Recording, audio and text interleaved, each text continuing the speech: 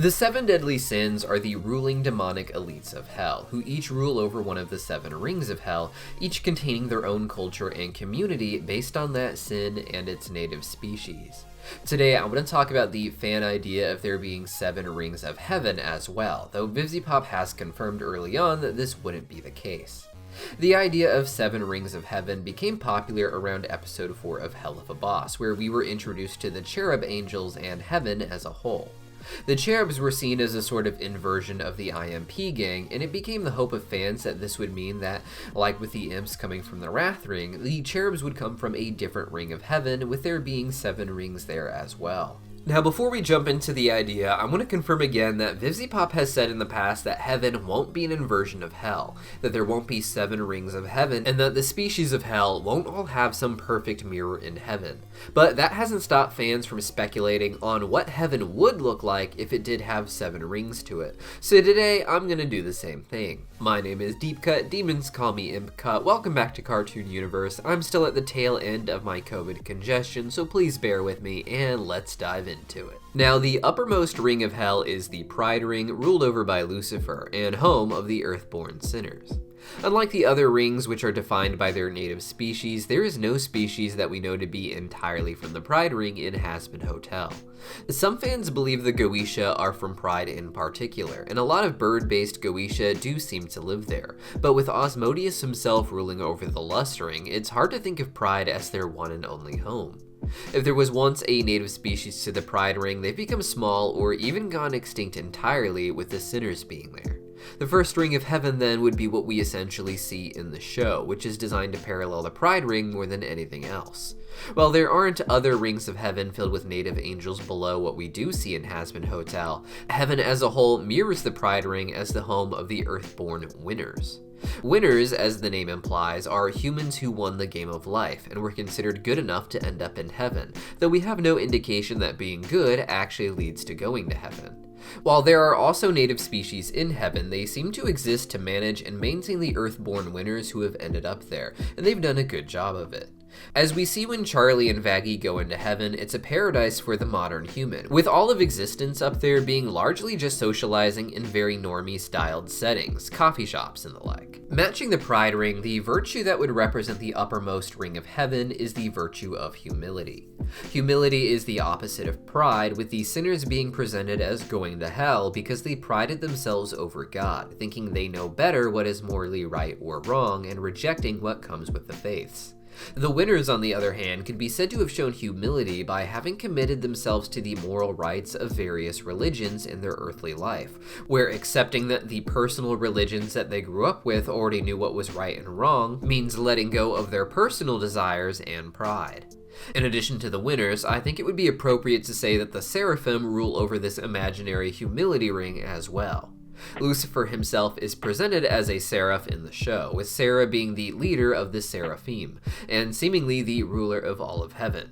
This would make her the best match for Lucifer, and in many ways she already represents humility in the show. Or rather, she attempts to represent humility only to end up representing conformity, doing exactly what she thinks she is told, even if it isn't necessarily the case.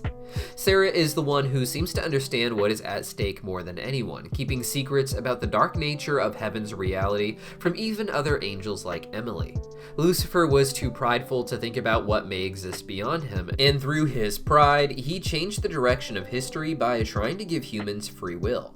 As the rulers of heaven, it makes sense that the Seraphim would be the rulers of the topmost ring of heaven, with perhaps other species of angels being more native to the rings below them. Now, just below the Pride Ring is the Wrath Ring in hell, which means if there were 7 rings of heaven to match this, then just below humility would be the Ring of Patience. The Wrath Ring is home to the imps, which Helluva Boss very much makes a parallel to the cherubs in heaven.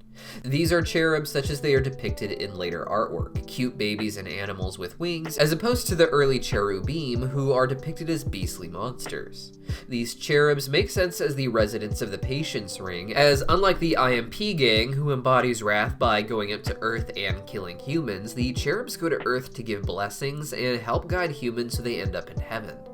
Just as Wrath is filled with imps ruled by Satan, I imagine that the Ring of Patience may also be ruled by a higher class of angels over the cherubs, specifically the Ophanim. The Ophanim are the angels that have wheels for heads, with Opha meaning wheel, and Ophanim meaning a plurality of wheels or wheels within wheels. They are frequently seen around Sarah, but seem to be a bit subservient to her, likely a class of angels that are among the elders, but that don't outrank her.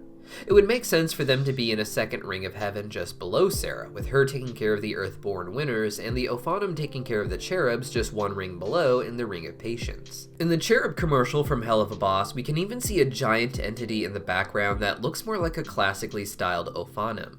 Simply a series of giant wheels, as if the cherubs are just hanging around these giant Ophanim all day. From here, things get a lot more simple as far as how things might look, as we begin to run out of real valid options within the show. Below Wrath in Hell is Gluttony, which is balanced by the heavenly virtue Temperance, or a virtuous approach to moderation and self-restraint. It's hard to say what kind of angels would be placed here, as there are no explicit angels mentioned in the show beyond this. We see some different looking native species, such as the ones that look like birds, or others that just have points for head, but no real names or classifications are given for them within the show. However, there are Jewish hierarchies of angels that exist, and interestingly, there are versions of these hierarchies where seraphim are at the top, followed by cherubim and Ophanim. If we put both of the cherub and Ophanim in patience, we have just enough angel classes to fill the rest of the heavenly virtues in a descending order. Below the Ophanim would be the Chashmalim. These Chashmalim seem to be inspired by descriptions of angelic events in the book of Ezekiel, and in this hierarchy from the Sefer HaRazim, they are angels who represent the flow of the divine voice and its revelations. Out of all the virtues, it makes sense that Temperance is the one that would try to have the most active role in the world. While all virtues matter, they all start with self-control, or temperance, and it makes sense that these angels controlling the divine voice would live in temperance, trying to teach temperance to the humans above all else. Below Gluttony in Hell is the Greed Ring, which parallels the heavenly virtue of charity. The next level down in the angelic hierarchy is Malachim, which is actually where we get our word angel from today. Malachim were messengers of God, divine entities in the Bible who sent messages from God to the humans. Malachim was translated into the Greek as angelos, or messenger, which we eventually turned to simply angel. Malachim could make sense as more charitable angels in the Ring of Charity, as the Greed Ring is run by sharks who go around collecting debts from people, so Malachim, or messengers, could go around different people in different rings, bringing news as part of a charitable duty to the heavenly hierarchy. Below Greed is Lust, which would be the Ring of Chastity, with the next step in the angel hierarchy being the Hashmalim. These are radiant beings known for being part of God's entourage. As beings who live in this imaginary chastity ring, it would make sense that as part of God's entourage, they'd have no time or no permit to engage in sexual shenanigans, making them the opposite of the succubus from the lust ring in hell. Now below the lust ring is the envy ring, which is paralleled by the virtue of kindness, with the next step down in the hierarchy of angels being the B'nai Elohim, or the sons of God.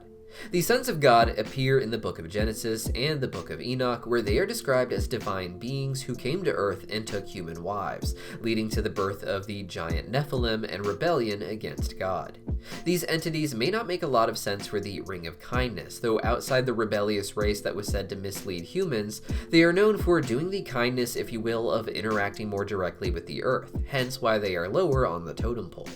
The Sons of God make sense as a parallel to the Envy Ring, which is ruled by the demon prince Leviathan, because Leviathan himself is a metaphor for the Sons of God. In ancient mythologies, the early part of mythic history is often ruled by chaos, represented by a sea monster or chaotic and vengeful gods of the sea.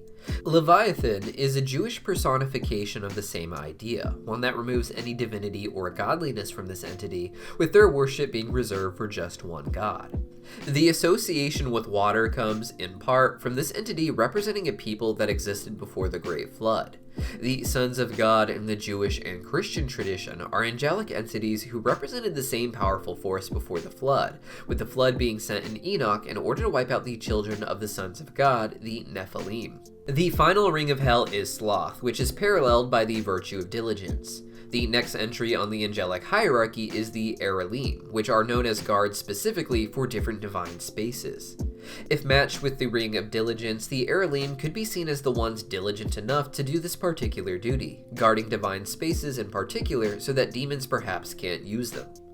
All of these have just been fun fanfiction tier hypotheticals, however, because for years now, people have been asking for this sort of breakdown, even though it's been confirmed that heaven will not have 7 rings to it. It was a bit easier than I thought it would be, matching some of the angels up with the rings, but a lot harder beyond that, trying to really imagine what these rings would look like without it feeling too much like wild fanfiction.